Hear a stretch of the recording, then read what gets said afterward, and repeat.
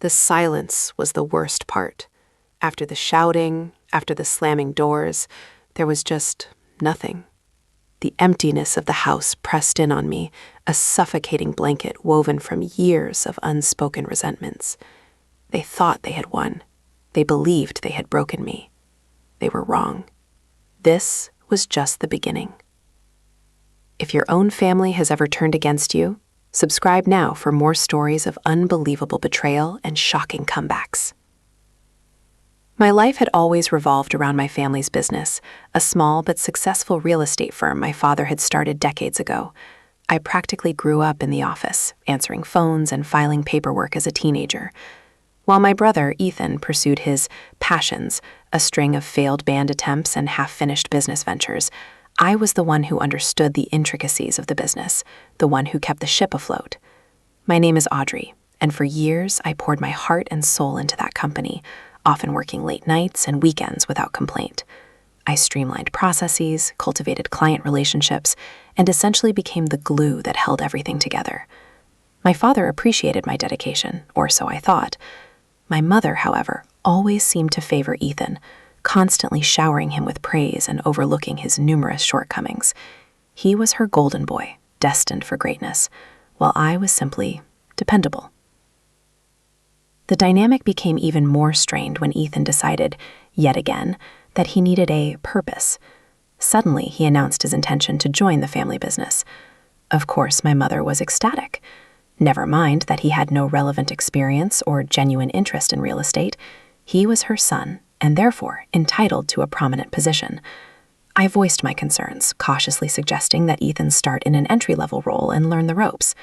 My suggestion was met with icy glares from both my mother and Ethan.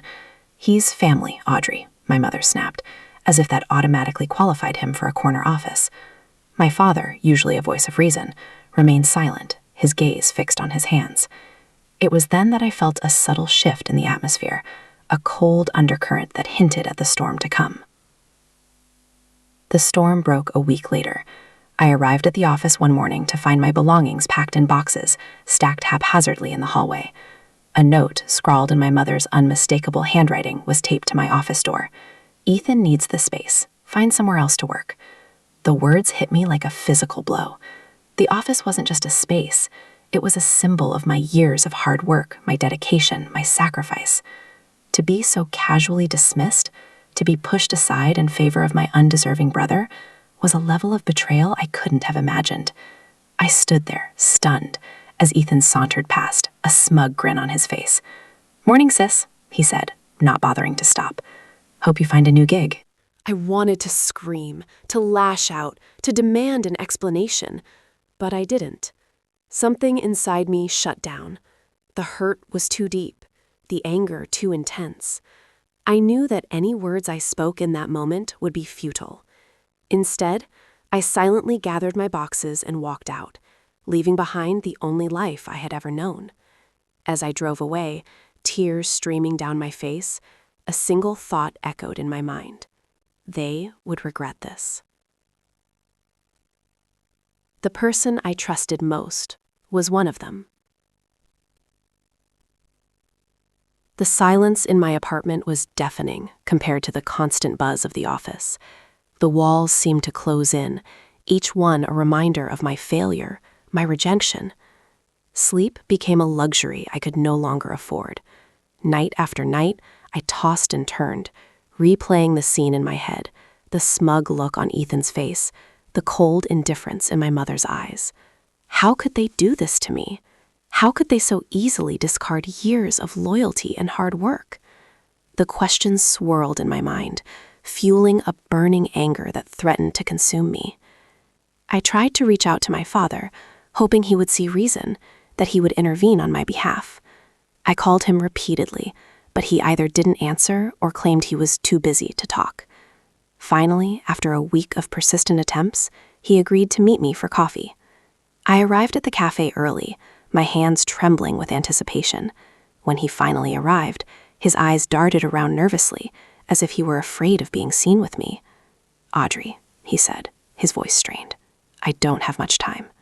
He refused to meet my gaze.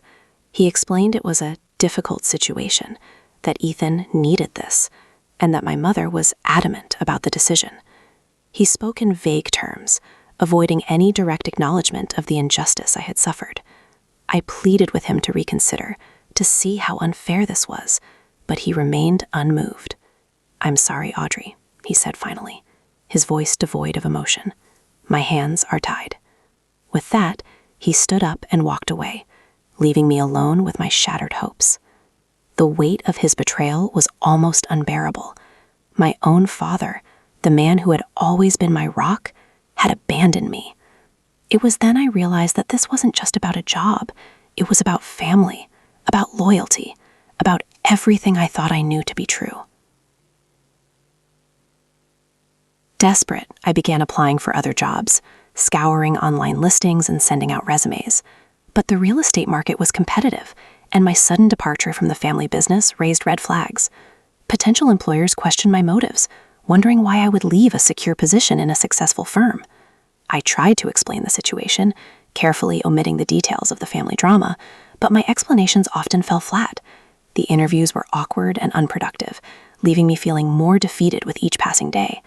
My savings dwindled and the bills began to pile up. I was forced to cut back on expenses, sacrificing small luxuries and struggling to make ends meet. The stress took a toll on my health. I lost weight, my skin broke out, and I was constantly plagued by headaches. I felt like I was drowning, gasping for air in a sea of despair. One evening, while mindlessly scrolling through social media, I stumbled upon a post from a former colleague. It was a picture of Ethan, standing proudly in front of the family business, holding a celebratory cake. The caption read, "Congratulations to Ethan on his new role as CEO. The future is bright." A wave of nausea washed over me. They were celebrating my demise, reveling in their victory. The injustice of it all was too much to bear. That night, I couldn't sleep at all. I lay awake, staring at the ceiling, my mind racing with dark thoughts. I felt a rage building inside me, a burning desire for revenge. They had taken everything from me, and I wanted them to suffer the same way I was suffering. But I knew that lashing out in anger would only make things worse. I needed a plan, a strategy. I needed to find a way to strike back, to expose their lies and reclaim what was rightfully mine. The seed of revenge had been planted, and it began to take root, slowly but surely. I started documenting everything, every email, every text message, every conversation I had ever had with my family regarding the business. I meticulously organized the information, creating a detailed record of their actions and decisions. It was a painstaking process, but it gave me a sense of purpose, a feeling that I was doing something, anything, to fight back. As I delved deeper into the records, I began to uncover some disturbing patterns: financial irregularities, questionable business dealings, and a general disregard for ethical practices. It became clear that the family business was not as pristine as it appeared. I discovered a series of hidden accounts, offshore investments, and suspicious transactions that suggested my father and Ethan were involved in something illegal. The more I uncovered, the more determined I became to expose them. I knew that this information could destroy them, that it could bring their entire empire crashing down. But I also knew that I had to be careful. They were powerful and ruthless, and they wouldn't hesitate to silence me if they discovered what I was up to. So I kept my plans secret, sharing them with no one. I worked in the shadows, gathering evidence and building my case. I was no longer the naive, trusting daughter they had once known. I was a woman on a mission, driven by a thirst for revenge. They thought they had broken me, but they had only made me stronger. They had underestimated my resolve, my intelligence, and my capacity for retribution. The day they betrayed me was the day revenge was born. The eviction notice was the final straw. After months of struggling to find work, after countless rejections and mounting debt, I had run out of options. The cheerful yellow paper plastered to my apartment door felt like a personal indictment, a public declaration of my failure. I sank to the floor, the cold tile pressing against my cheek, and wept. Not just for the loss of my apartment, but for the loss of everything. My job, my family, my sense of self-worth. They had stripped me bare, leaving me with nothing but despair. I thought about giving up, about simply disappearing, escaping the pain and humiliation. The darkness whispered insidious suggestions, promising release from the relentless pressure. But then, a flicker of defiance ignited within me, a refusal to be defeated. They wanted me gone, broken, forgotten. But I wouldn't give them the satisfaction. I would fight back, not for them, but for myself. I would reclaim my life, my dignity, my future. The tears dried, replaced by a cold, hard resolve. I stood up, my legs shaky, but my determination firm. The game had changed. I was no longer playing by their rules. The next few weeks were a blur of frantic activity. I sold everything I owned, pawning jewelry, electronics, anything of value to scrape together enough money to survive. I moved into a tiny, cramped studio apartment in a rundown neighborhood, a far cry from the comfortable life I had once known. The walls were thin, the neighbors were loud, and the cockroaches were plentiful. But it was a roof over my head, a sanctuary from the storm. I found a part-time job as a waitress at a diner, working long hours for meager wages. The work was exhausting and demeaning, but it paid the bills and kept me afloat. I spent my days serving greasy food to demanding customers, and my nights poring over documents, piecing together the puzzle of my family's deceit. The contrast between my present reality and my past life was stark, a constant reminder of what I had lost. But I refused to let it break me. I used the anger and resentment to fuel my investigation, to sharpen my focus, to drive me forward. The old Audrey was gone, replaced by someone harder, more resilient, more dangerous. They had created a monster, and they were about to face the consequences. One particularly grueling evening, after a double shift at the diner, I stumbled back to my apartment, exhausted and defeated. The smell of stale grease clung to my clothes, and my feet ached with every step. I collapsed onto my lumpy mattress, staring blankly at the ceiling. Doubts began to creep in, whispering insidious questions. Was I wasting my time? Was I chasing a pipe dream? Was I strong enough to take on my own family? The odds were stacked against me. They had money, power, and influence. I had nothing but my wits and a burning desire for revenge.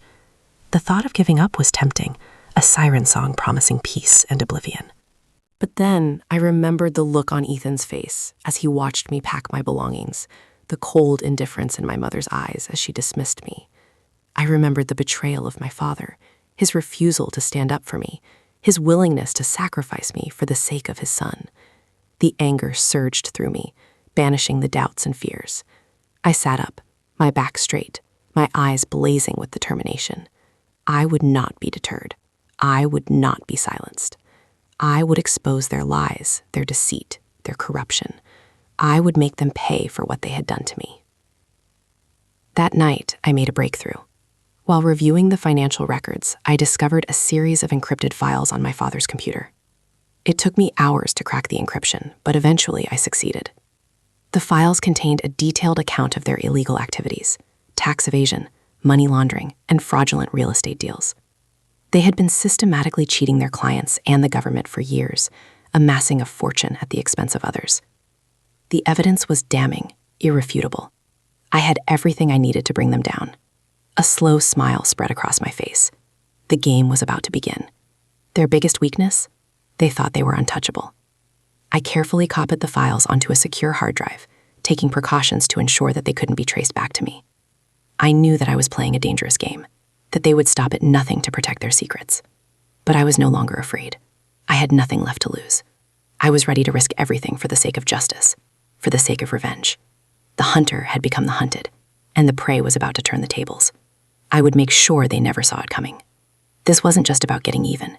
It was about exposing the truth, about holding them accountable for their actions. It was about reclaiming my life and my future. The silence had ended, and the reckoning was at hand. I knew simply handing over the evidence to the authorities wasn't enough. My family was powerful, and they would likely find a way to bury the truth, to silence the whistleblowers, to make the problem disappear. I needed a strategy, a plan that would expose their wrongdoings to the world, leaving them no room to maneuver. So I started researching investigative journalism, learning about the methods they use to uncover hidden truths and bring them to light. I studied the laws surrounding financial fraud and corporate misconduct, familiarizing myself with the legal landscape. I even consulted with a former FBI agent I found through a friend of a friend, picking his brain about how to build an airtight case that couldn't be easily dismissed. He warned me about the potential dangers, about the lengths my family might go to protect themselves. But his warnings only strengthened my resolve. I started by creating a series of anonymous email accounts, using encrypted messaging apps to communicate with potential allies. I reached out to several investigative journalists, pitching them the story, dangling tantalizing bits of information to pique their interest. Most of them were skeptical, dismissing me as a disgruntled former employee with an axe to grind. But one journalist, a seasoned veteran named Sarah, saw the potential in my story. She had a reputation for taking on powerful figures and exposing their dirty secrets, and she wasn't afraid to ruffle feathers. After several weeks of cautious back and forth, I finally agreed to meet her in person, choosing a discreet location far from my family's sphere of influence. I laid out the evidence, carefully presenting the financial records, the encrypted files, and the testimonies I had gathered. Sarah listened intently, her eyes gleaming with excitement. She knew she had a major story on her hands. The next phase of the plan involved gathering more evidence, corroborating the information I had already collected, and identifying any potential weaknesses in my case. I knew that my family would try to discredit me, to paint me as a liar or a disgruntled schemer, so I needed to ensure that my evidence was irrefutable, that it could withstand any scrutiny. I focused on uncovering the paper trail, tracing the flow of money through the hidden accounts, and identifying the individuals who had benefited from their illegal activities. I spent countless hours poring over bank statements, tax returns, and real estate documents, meticulously documenting every transaction, every discrepancy, every suspicious activity. It was like piecing together a complex puzzle, each piece revealing a small part of the larger picture. As I dug deeper, I discovered a network of shell corporations, offshore accounts, and dummy companies that my family had used to conceal their wealth and evade taxes. They had been operating this scheme for years, systematically looting the company and enriching themselves at the expense of their clients and employees. The scale of their deception was staggering, and the more I uncovered, the more determined I became to expose them. I started carrying a voice recorder everywhere, discreetly capturing conversations with my family members, hoping to catch them making incriminating statements. I knew it was a risky move, but I was willing to take the chance. I even planted hidden cameras in my former office, hoping to capture evidence of their ongoing misconduct. The tension was unbearable. Each interaction with my family felt like a tightrope walk. One wrong step could send everything crashing down. One afternoon, my mother called me, inviting me to lunch. I was suspicious, but I knew I couldn't refuse. It would look too obvious. I met her at a fancy restaurant, the kind of place we used to frequent when I was still part of the family. She was overly friendly, showering me with compliments and asking about my new job. I played along, acting as if everything was fine, but I could sense that she was trying to manipulate me, to gauge how much I knew. As we ate, she casually brought up the family business, subtly probing for information. I deflected her questions, offering vague answers and changing the subject whenever possible. The conversation was strained and uncomfortable, but I managed to get through it without revealing my true intentions. As we were leaving, she placed her hand on my arm, her eyes filled with a strange mixture of concern and warning. "Audrey," she said, her voice low and serious, "sometimes it's best to let things go. Some battles aren't worth fighting." I smiled sweetly, pretending to misunderstand her meaning. "I'm just trying to make a living, Mom," I said innocently. "I'm not fighting anyone." But inside, my heart was pounding. I knew that she suspected something, that she was on to me. I had to be even more careful. Back in my tiny apartment, Sarah called. She had verified most of the information I had provided, but she needed more concrete evidence to prove that my father and brother were directly involved in the illegal activities. The hidden accounts were registered under different names, making it difficult to trace the money back to them. I knew that I needed to find something that would connect them directly to the crimes. Then I remembered something, a small, almost insignificant detail that I had overlooked. My father had a habit of using a particular pen, a limited edition Mont Blanc, to sign important documents. I had seen him use it countless times, and I knew that he treasured it. I also knew that he had a habit of leaving it lying around on his desk. If I could somehow get my hands on that pen, I might be able to find fingerprints or DNA evidence that would link him to the illegal transactions. It was a long shot, but it was worth a try.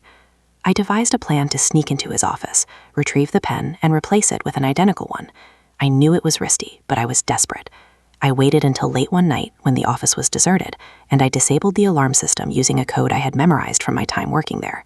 I slipped inside, my heart pounding in my chest, and made my way to my father's office. The room was dark and silent, the air thick with anticipation. I found the pen lying on his desk, exactly where I had expected it to be. I carefully picked it up, placed it in a plastic bag, and replaced it with the identical pen I had purchased online. I then wiped down the desk, removing any traces of my presence, and slipped out of the office, leaving no trace behind. I took the pen to a private forensic lab, where they were able to extract my father's fingerprints and DNA. The results confirmed that he had indeed signed the documents related to the illegal transactions. I had my smoking gun. The journalist, Sarah, was ecstatic. The fingerprints and DNA evidence were the final pieces of the puzzle, the irrefutable proof she needed to expose my family's crimes. She promised me that the story would be published within the week, that the world would finally learn the truth about my father and brother. I felt a surge of triumph, but also a deep sense of unease. I knew that my family wouldn't take this lying down, that they would retaliate with everything they had. I had to be prepared for the storm that was about to come. So I disappeared.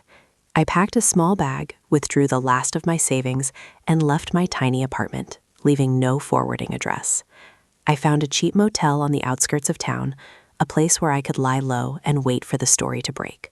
I changed my phone number, deactivated my social media accounts, and cut off all contact with my former life. I became a ghost, invisible and untraceable.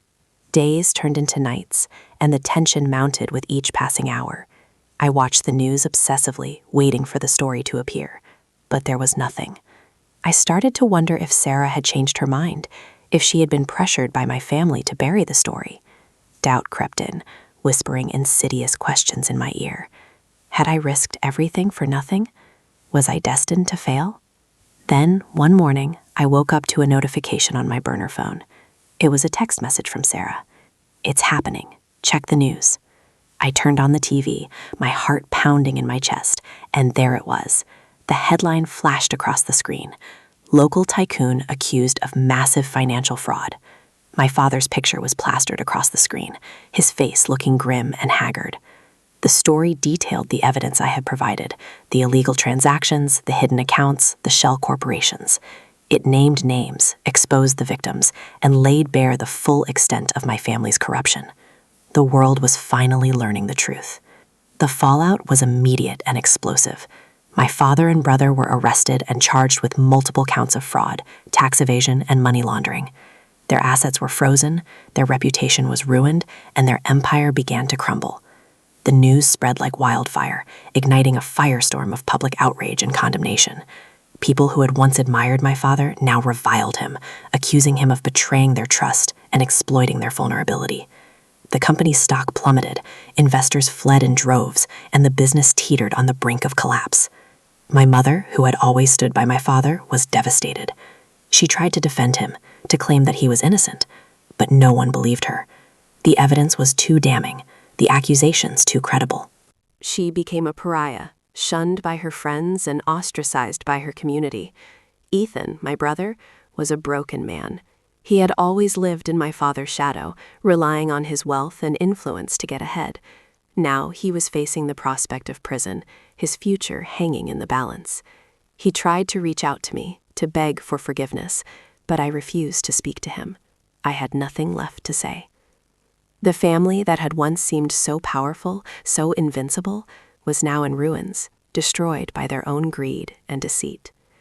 I watched it all unfold from my hidden sanctuary, feeling a mixture of satisfaction and sadness. I had achieved my revenge, but it had come at a great cost. I had lost my family, my home, and my sense of belonging. I was alone in the world, but I was free. I knew they would be coming for me. My family had too much to lose to simply accept their fate. They would try to silence me, to discredit me, to make me disappear. I had to be prepared to defend myself, to protect the truth at all costs. I started taking self-defense classes, learning how to fight back, how to protect myself from physical harm. I bought a weapon, a small handgun, and learned how to use it safely and effectively. I knew that using it would be a last resort, but I was willing to do whatever it took to survive. I also started gathering more evidence, documenting my family's attempts to silence me, their threats and intimidation tactics. I knew that if anything happened to me, this evidence would be crucial in bringing them to justice. I reached out to a lawyer, a sharp and experienced attorney who specialized in defending whistleblowers. I told her everything, laying out the full extent of my family's crimes and the danger I was in. She agreed to represent me, promising to protect my rights and ensure my safety. She advised me to stay hidden, to avoid any contact with my family, and to trust no one. I followed her advice, living in a state of constant vigilance, always looking over my shoulder, always expecting the worst. The tension was unbearable, but I refused to let it break me. I was determined to survive, to see justice served, to reclaim my life. Then I received a call from an unknown number. I hesitated, but I answered it anyway. It was my mother. Her voice was trembling, filled with desperation. She begged me to meet her, to talk things over, to put an end to this nightmare. She claimed that she wanted to make amends, to reconcile with me, to rebuild our relationship. I was skeptical, but I agreed to meet her, choosing a public place where I felt safe. I knew it could be a trap, but I couldn't resist the urge to see her, to hear what she had to say. We met at a park, a place where we used to spend time together when I was a child. She looked older, more worn, her eyes filled with sadness and regret. She apologized for everything, for her role in my father's crimes, for her indifference to my suffering, for her betrayal of my trust. She claimed that she had been blinded by her love for my father, that she had allowed herself to be manipulated and controlled. She begged me to forgive her, to give her another chance, to help her save what was left of our family. I listened in silence, my heart filled with conflicting emotions. Part of me wanted to believe her, to forgive her, to embrace her as my mother again. But another part of me was wary, suspicious, afraid of being hurt again. I knew that she was still loyal to my father, that she would do anything to protect him, even if it meant betraying me again. As we talked, I noticed a figure lurking in the shadows, a man dressed in black, his face obscured by a baseball cap. He was watching us, his eyes fixed on me, his posture tense and menacing. I recognized him immediately. He was one of my father's enforcers, a man known for his ruthlessness and his willingness to do whatever it took to protect his boss. I realized that this wasn't a reconciliation, it was a setup. My mother had lured me into a trap, knowing that my father would try to silence me. The man in black started to approach, his hand reaching inside his jacket. I knew that I had to act fast. I stood up, grabbed my mother's arm, and pulled her towards me, using her as a shield. "Don't move," I shouted, my voice trembling but firm. "I know who you are. I know what you're planning." The man hesitated, his eyes darting back and forth between me and my mother. He clearly didn't want to hurt her, but he wasn't going to let me escape either. I knew that I had to create a diversion, to give myself a chance to get away. I reached into my purse, pulled out a can of pepper spray, and aimed it at the man's face. "Stay back," I yelled, my finger on the trigger. He lunged forward, ignoring my warning, his hand reaching for me. I sprayed him in the face, the burning mist engulfing his eyes and nose. He screamed in agony, stumbling backward, his hands clutching his face. I released my mother, turned and ran, sprinting as fast as I could towards the exit of the park. I could hear the man behind me, still screaming and cursing, but I didn't stop. I knew that my life depended on it. I had walked right into their trap, and now I was running for my life. The pepper spray bought me time, but not much. I knew my father wouldn't give up easily. He had too much to lose. I flagged down a passing taxi, jumped inside, and gave the driver the address of my lawyer's office. I needed to get there, to be under her protection, to figure out my next move. As we sped through the streets, I glanced in the rearview mirror, half expecting to see my father's men closing in. The city lights blurred around me, each one a potential threat. I arrived at my lawyer's office breathless and shaken. She took one look at me and ushered me inside, her face etched with concern. I told her everything that had happened, the phone call from my mother, the man in the park, the attempt on my life. She listened intently, her eyes narrowing with each detail. "They're escalating," she said grimly. "This is no longer just about money. They're desperate." She immediately contacted the authorities, reporting the incident and requesting protection. But I knew that the police couldn't protect me 24/7. I needed to take matters into my own hands. We decided to release everything, all the evidence I had been holding back. Every document, every recording, every photograph. Everything went to the press. There would be no more secrets, no more shadows, just the full, unvarnished truth. The next morning, the story broke. It was everywhere. Newspapers, television, the internet. My family's dirty secrets were laid bare for the world to see. But this wasn't just a story about financial fraud anymore. It was a story about corruption, about abuse of power, about attempted unaliving. The public was outraged. Protests erupted outside my family's headquarters. Demands for justice flooded social media. Politicians who had once been allies of my father scrambled to distance themselves. The authorities launched a full-scale investigation, raiding my family's homes and offices, seizing documents and computers, interviewing witnesses. My father and brother were formally charged with conspiracy to unalive, obstruction of justice, and a host of other crimes. They were denied bail and remanded into custody. My mother, who had initially been treated as a victim, was now under investigation for her role in the attempted unaliving. The world I had known was gone, reduced to ashes. I watched it all unfold from a safe distance, hidden away in a secure location.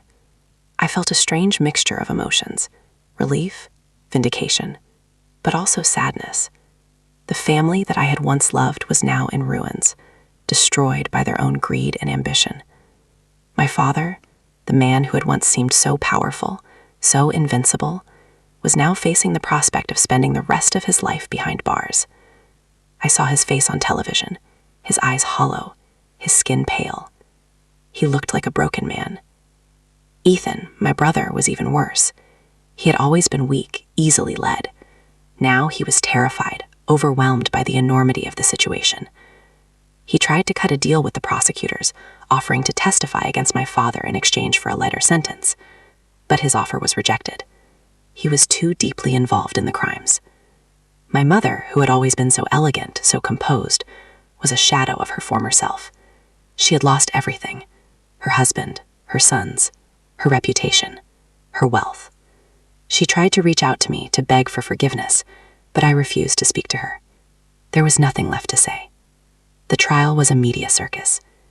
Every day, new details of my family's crimes were revealed. Witnesses testified about the bribes, the threats, the intimidation, the hidden accounts, the shell corporations. The evidence was overwhelming. The jury deliberated for days. Finally, they reached a verdict: guilty. On all counts, my father and brother were sentenced to decades in prison. My mother was found guilty of obstruction of justice and received a suspended sentence.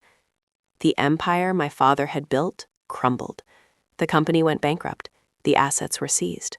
The victims were compensated. The world moved on. As for me, I emerged from the shadows. I changed my name. I started a new life. I dedicated myself to helping others who had been victimized by corporate greed and corruption. I became an advocate for justice, a voice for the voiceless. Revenge isn't sweet. It's necessary. It's about holding people accountable for their actions. It's about standing up for what's right, even when it's hard. They lost everything. I just smiled. Would you have done the same? Let me know in the comments. Subscribe for more justice.